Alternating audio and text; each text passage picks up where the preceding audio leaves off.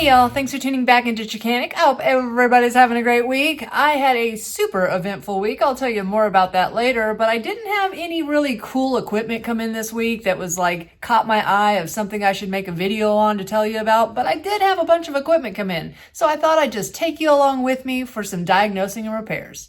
So first one up on the bench is a Poulan chainsaw, and I know what you're saying. Oh, it's a Poulan. Why even bother? Well, why not? I mean, these things were like $120 brand new. If you only have a limb to cut once every year or so, they're totally worth it because you're just going to let a very expensive saw sit and end up having to do the same repairs to it as you would to this. So I tell people all the time, go ahead and fix it yourself. I've already made a video on how to replace all the fuel lines, fuel filter, carburetor kit in one of these. I will leave a link right up above if you have one, and hopefully it'll save you some time, money, and frustration in the future. Now the customer brought this one in saying that it is not running right, so I'm assuming that means it does possibly run.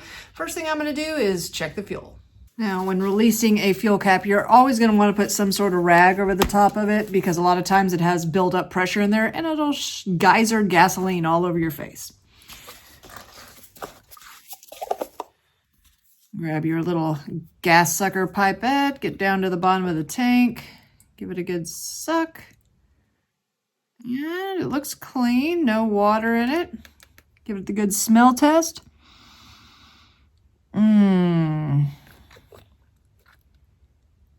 I'm wondering if that is canned fuel. It does. It smells like kerosene, like straight up kerosene. I don't know if it's canned fuel or if it's kerosene. Is kerosene tinted? No, maybe you put oil. I don't know. It smells like straight up kerosene, which could be some kind of canned fuel. Before I dump that, I am going to want to go ahead and check the cylinder, make sure we're not working on a burned up machine. You're going to need a T20 Torx to remove the screws out of the top.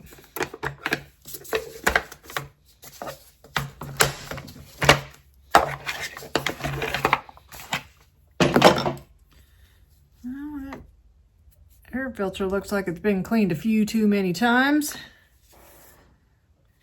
Let's go here.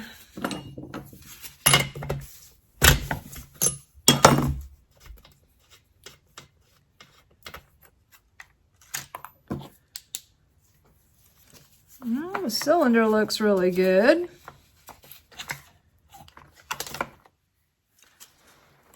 Looks like it's in good shape. Let's check compression. Break out my Mighty Vac compression tester.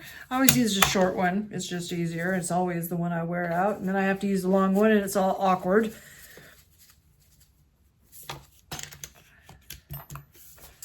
Let's see what we got.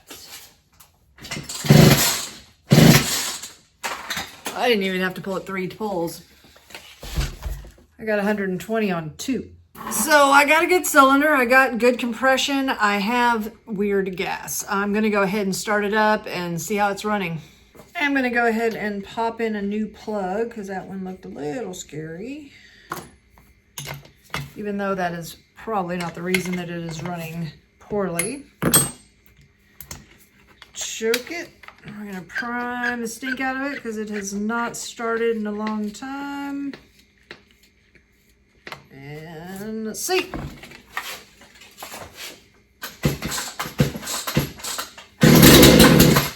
Well, popped.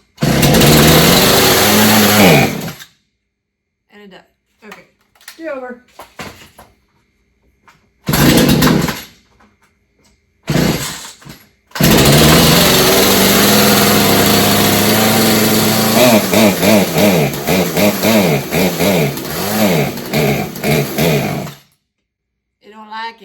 Okay.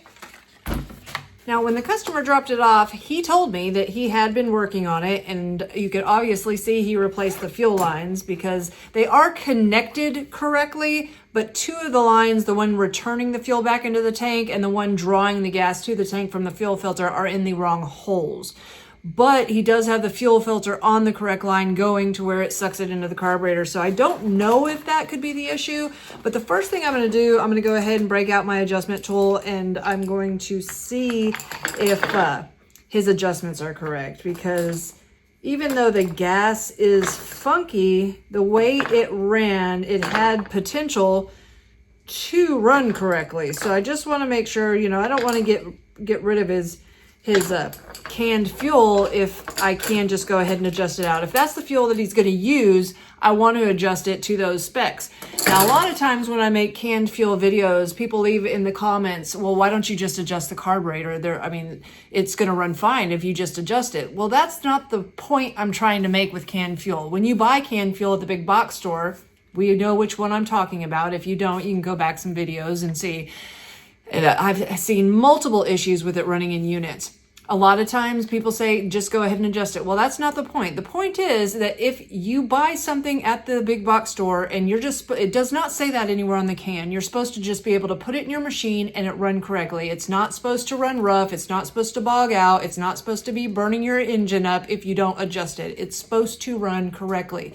They cannot expect the general public who doesn't have the specialty tools to usually even remove limiter caps and then adjust it, or know how to adjust the carburetor. It's not possible to assume that the general public all is going to adjust their carburetors correctly when they use this canned fuel. They would not be able to sell it if the general public had to adjust their own carburetor. The EPA would not let them do that. So that is not an excuse. The canned fuel just runs poorly in some machines, but I'm not sure if that's what this is, because this is not the fuel that I'm talking about. It has more of a purple tint, might be that SEF or something like that, but I'm going to go ahead and check it his adjustments and just see where he's at. So to check adjustments, and whenever you work on anything, you're going to want to start where you're at and you're going to count. You're going to turn in clockwise until you bottom out and count as you go each turn. So right now I'm going to do, that's a half a turn. I got a full turn, half a turn, full turn, a little smidge over 2 full turns, like 2 1/8. And that was on the high. Now the high adjustment is always farthest away from your cylinder block. So he had a little over 2 on his high, which not necessarily is a bad thing. We're on the low now, the closest one to the cylinder block. We do 1 full turn and 3/4. All right, so I'm gonna go ahead. I'm going to do 1 full turn. I'm going to do 2 full turns out on this low. On the high, I'm going to do 1 full turn, 2 full turns, and a half. We're going to go from there.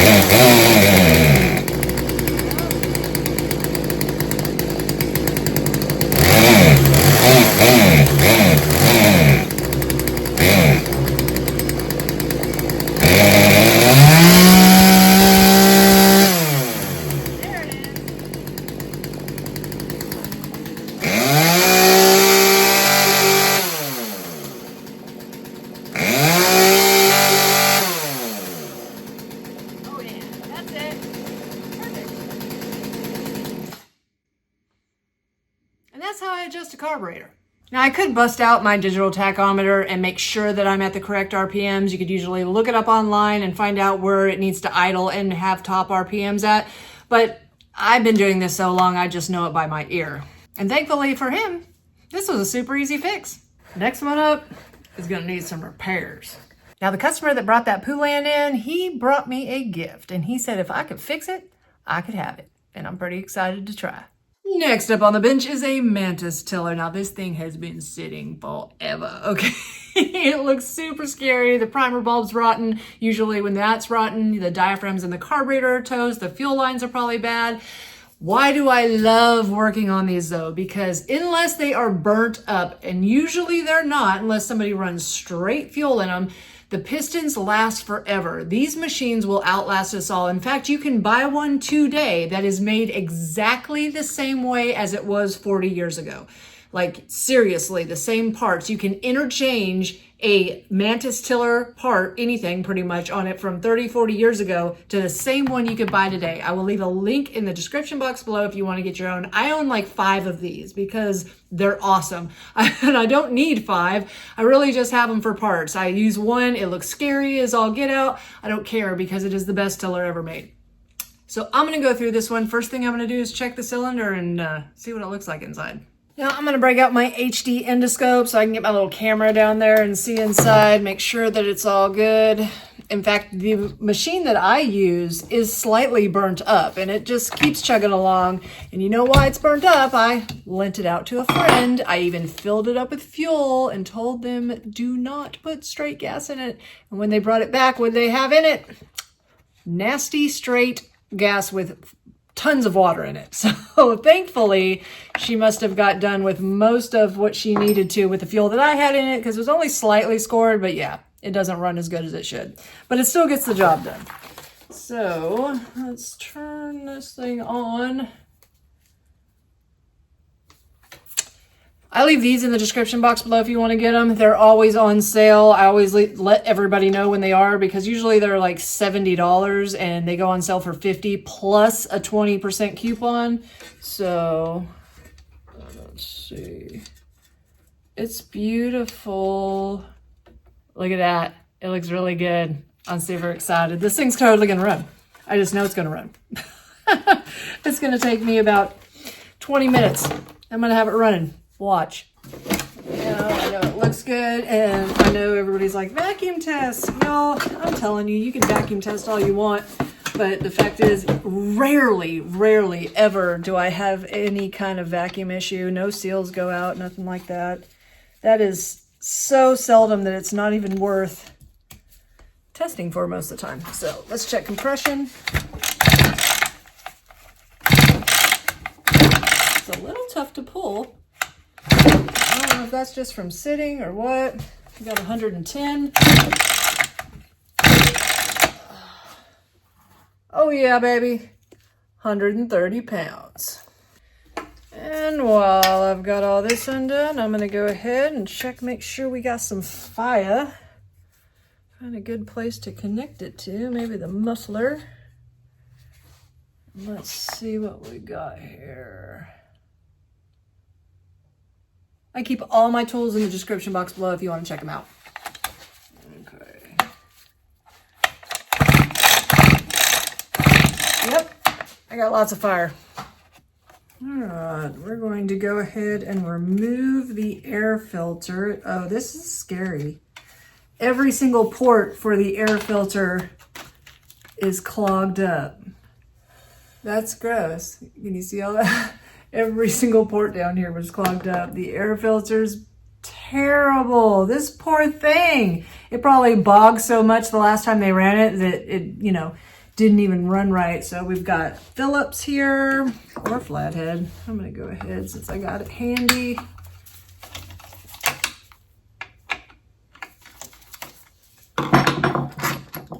Air filter off. You can see this primer bulb is super cracked.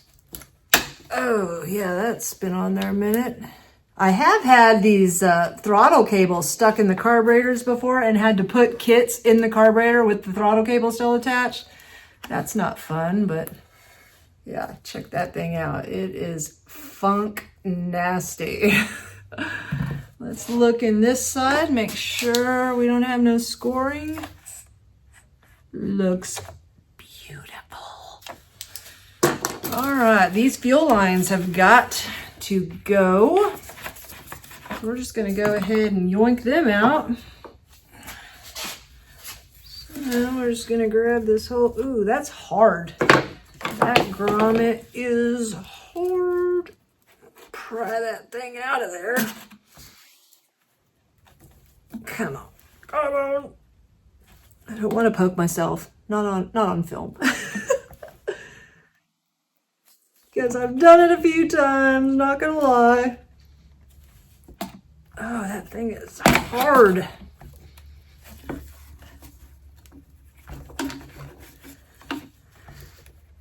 Oh, I wish I had smell-o-vision for y'all to smell this. It is rank. Totally rank. Okay, we got that out. I do have an entire kit. I need to leave these in the description box below because these fit the Echo, the Mantis. It fits all the Echo blowers, the handheld ones, all their trimmers. And it's an entire kit. You've got your grommet, your 3 lines, your vent line, and your 2 fuel lines, a tank vent, and a fuel filter, and they're not much at all. So we're going to change that out. All right, we're going to tear this carburetor apart and see what's going on. Now, while we're doing that, I'm going to go ahead and spray some carburetor cleaner down in that thing because it looks like tar in that corner. I don't know how hard that is, but yeah, this thing is nasty. I'm just going to let that carburetor cleaner soak in there and hopefully we can clean this out real good. Now, I always try to kit things. A lot of people just replace carburetors, but I would not get an aftermarket carburetor for one of these machines because they're just so well made that I think it's worth getting an OEM. But an OEM one's like $70. So I always try to kit them first because it cost me about $5. The only problem whenever a primer bulb is broken for a long time, and a lot of times people will continue to use their machine even with a broken primer bulb, and eventually, and it'll start, and they can choke it and start it, and it's fine. But eventually, if they ever have an issue where it won't start, and they need to go back to, getting their carburetor repaired and putting a primer bulb in it, there is tiny little diaphragms, those holes right there where it sucks and blows for your fuel to purge. That if that is open and exposed for too long of a period of time, they will dry out and will not work anymore. So this has 2 layers of screws. The first 2 screws just took the primer bulb plate off, and then the mounting plate here has 2 more screws.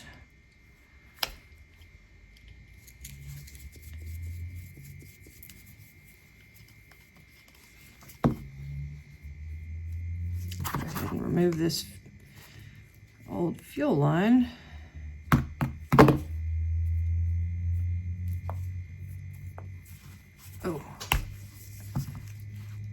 Oh yeah, that is hard as a rock. Doesn't want to come off. Ooh, oh, that's gonna be a good one. Oh, that's not good. That's not good. That's pretty toasty right there. I'm gonna have to get my razor blade out because, yeah, this thing is stuck like Chuck. All right, let's get this apart here because we're gonna put our new needle in.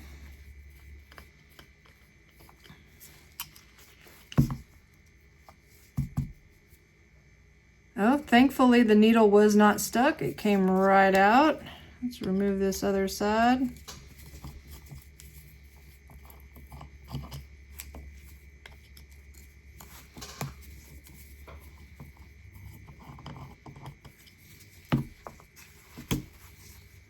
Ew. I don't even know about that. Yeah, I gotta get my razor blade. All right. I never have to get a razor blade for this side. This is really, really stuck. Oh, and the smell, it smells like vinegar.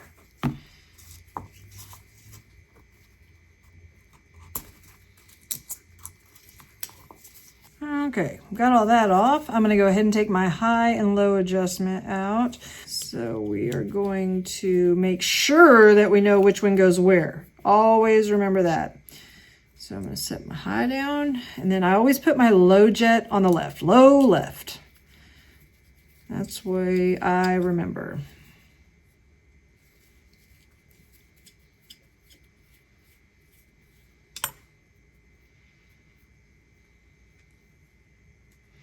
Now you can tell that there is a difference. The low on a lot of units is longer than the high, so that will help you, but just in case, because some of them, they're exactly the same length.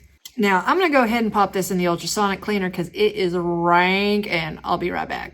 Now, while that is soaking, I have sprayed the tank out with carburetor cleaner, let it sit in there for a while. I got a paper towel stuck to my 12 10-inch hemos here, and I am just wiping it out, trying to get all of this varnish out of the tank. And it's working. Yeah, that's gross. That was in the tank. I'm going to go ahead and pour that out. Ew. Then I'm going to give it one more spray and pour it out again. And just so you know what I'm smelling, this was the fuel filter. That is so gross. So yeah, totally cleaned my tank out. That's the outside. That black you see there is that right there. But the inside of the tank is totally spotless. Still waiting on the carburetor, so we're going to go ahead and pop these fuel lines in. I go ahead and remove all three of them from the grommet. That way it's easier to push into the tank, because this is a very old tank and we don't want to stress it more than we have to.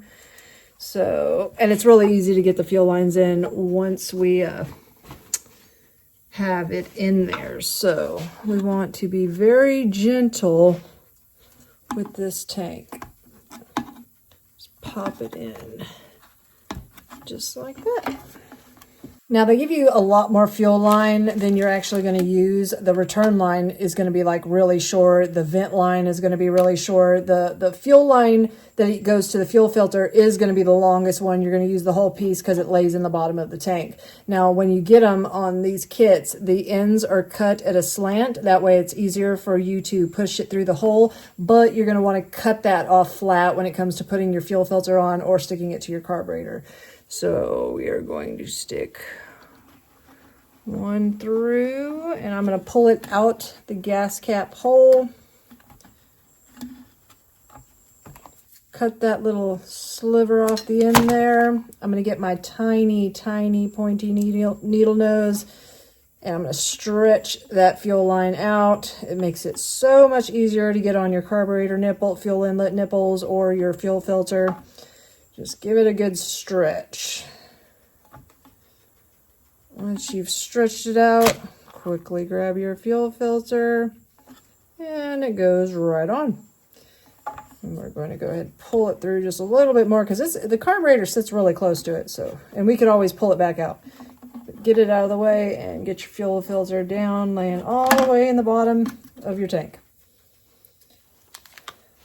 The next one is going to be the return. Now well, I'll show you whenever I hook it back up to the carburetor, but the reason I put this one up here and this one in the return at the bottom, because the return is on the top of the carburetor and the bottom of the carburetor is where the fuel filter one goes. So I like to crisscross applesauce, because if you have one going from the bottom of your grommet straight to the carburetor, it has a weird kink in it. I don't know why, so it's easier to do it this way. So if you can, put your fuel filter one towards the top of the grommet.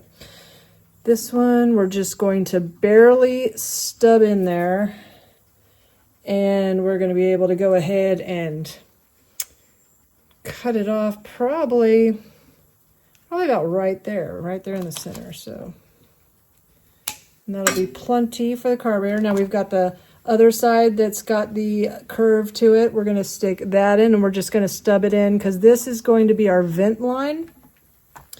We're going to stretch the end out. Oh, where's my tank vent at? Oh, there it is. Better get out of the package before I finish stretching. Stretch, stretch, stretch. Tank vent. Now, once you got that on there, this thing hides right up in this little hole right here. If you got too much hanging out, you could always push a little bit more in. Now we're ready for our carburetor. All right, we've got our carburetor out of the soak now. It cleaned up very well. It takes a Zama RB 29 carburetor kit. And this one, it looks like I've had open at some point. So hopefully all the pieces are in here.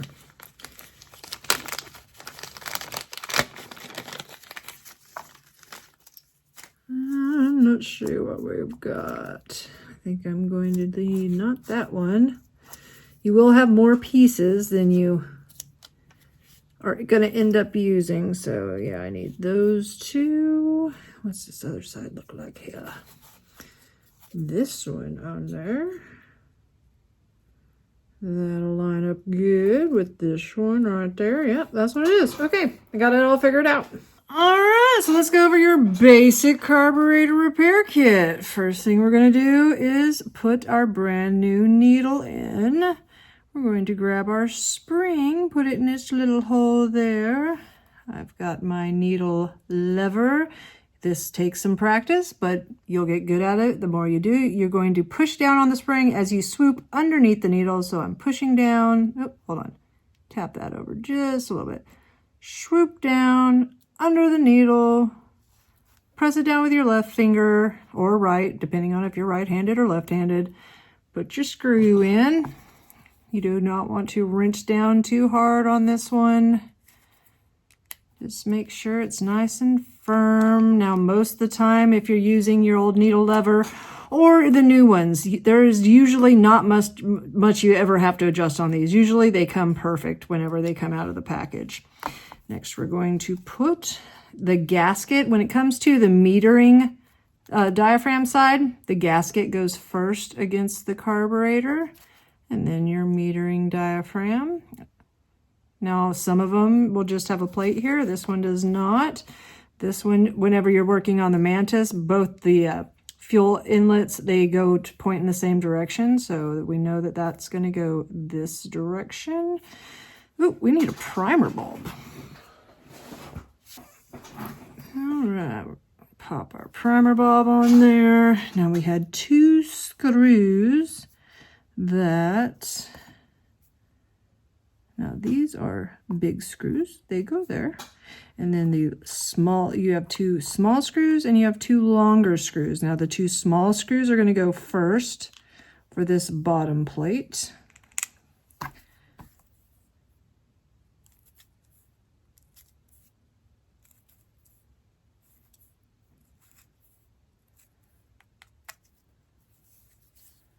Tighten them down really good.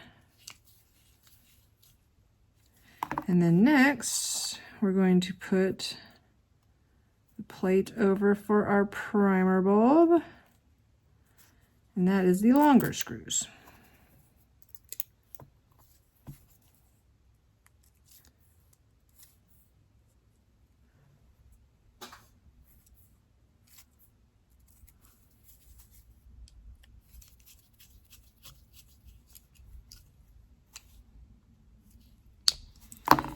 On this side, we're going to grab our screen and put it back in place.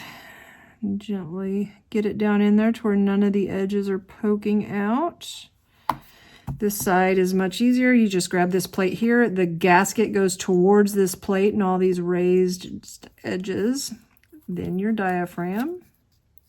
So it's completely backwards to the other side. And then to put it back on, it's easier if you move this out of the way. These 2 little nipples right here will fit right in their slots like that, because that usually will be leaning against that. And we'll put our screws back in. Next, we got our high and low. It says high right here with a little H and an L. Your low is always closest to your cylinder.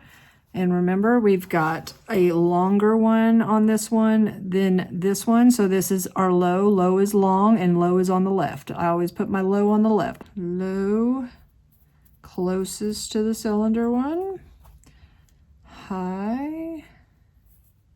I'm going to screw those all the way down. So on something this old, I'm probably just going to pull each jet out about a turn and a half, maybe a turn and a quarter to a turn and a half, and just adjust from there. And with that, our carburetor is ready to put back on. All right, now hopefully I got you in a good spot where you could see this correctly. Now the carburetor is going to sit like this. The throttle cable goes in the front here. You've got your 2 fuel nipples coming out the back. The return is usually always closest to the primer bulb on these carburetors. On this one it is, and the one connected to your fuel filter is the farthest away from your primer bulb. So like on this, I left this line hanging out really far. This is my return line, and it's going to go to this top one right here. So I'm going to give it a little stretch. Twist, twist, stretch, stretch. And pop it on this one right here.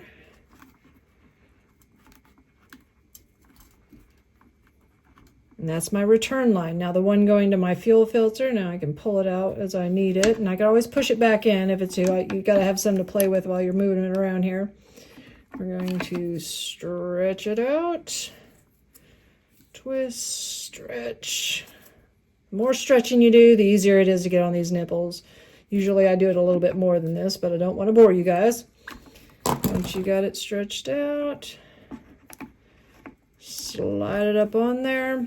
We're going to, I don't know if this is, yeah, so whenever you go to put it back on, you've got one side that's a little slot and one side that has the round in. That way you can put the ball through it. That is the bottom part right there. So this is going to sit right here. We're going to pull this one out just a little bit. This one needs to go in a whole bunch, our return line.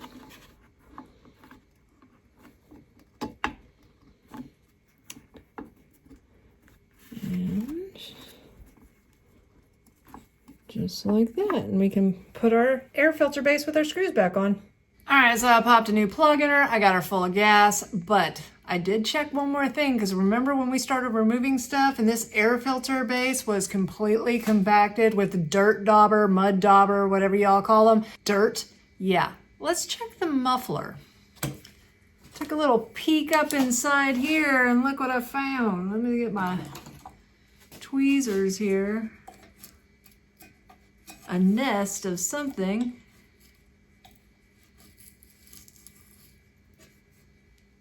One of those leaf bug things. It would have never have ran if we didn't remove this. Yeah, that's a bunch of it up in there.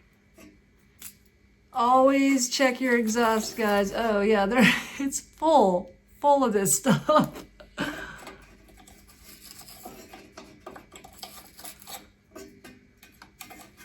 Hopefully we got it all out of there.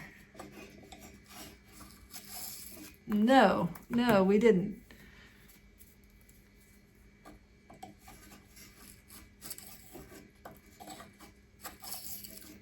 Wow, it just keeps coming out. The whole muffler, a little deflector is completely clogged.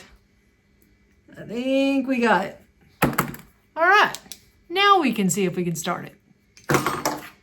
I already made sure that it was turned on, and these are easy if you can sit them in a spot where they can just sort of like hang off the edge while they're running. We're going to prime it. Is it going to prime? I don't know. That base was super, super scary. Come on. You can do it. No, it doesn't want to prime. Come on. Pull through. Pull through. You could do it. I feel like I'm giving it life support here. Nope, it sat too long. So, who knows? It might not run, but it might. We're just going to choke it. We're going to find out. Might let it sit for a second and keep continuing to prime it.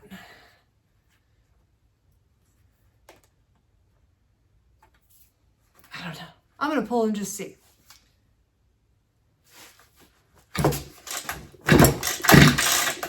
You see some of that stuff shoot out?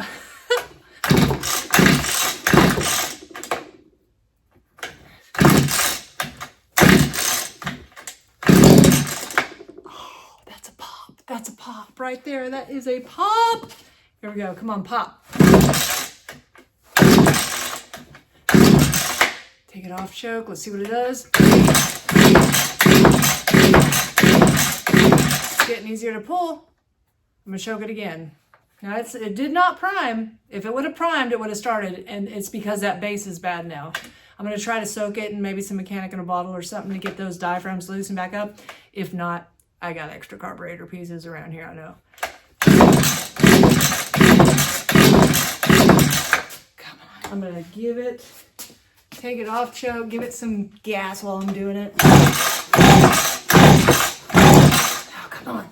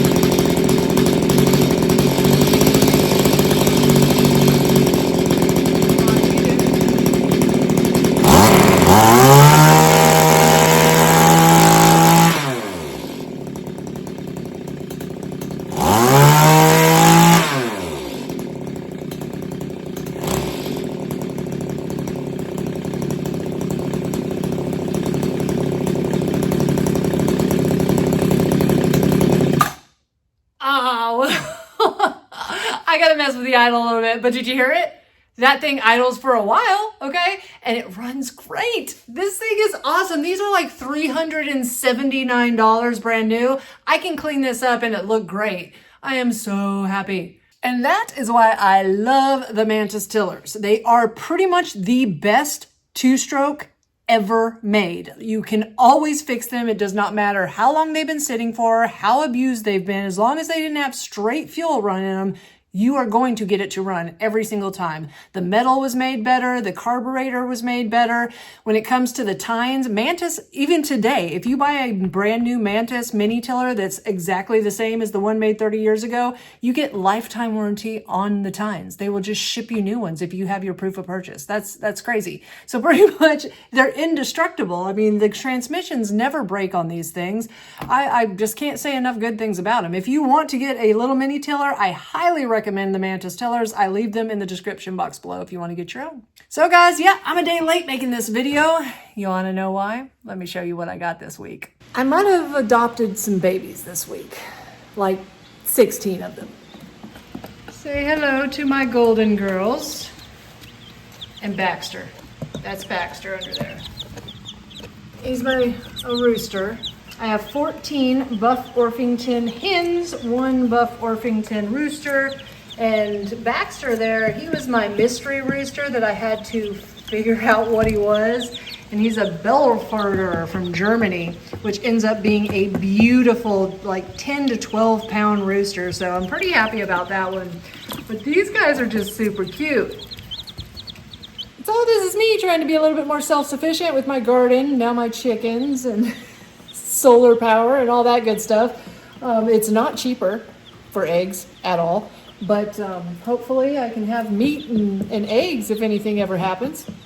I am a new chicken mom though, so if you have any suggestions whatsoever, please give them. I'm all about listening because I don't want to kill no babies. So good night, babies.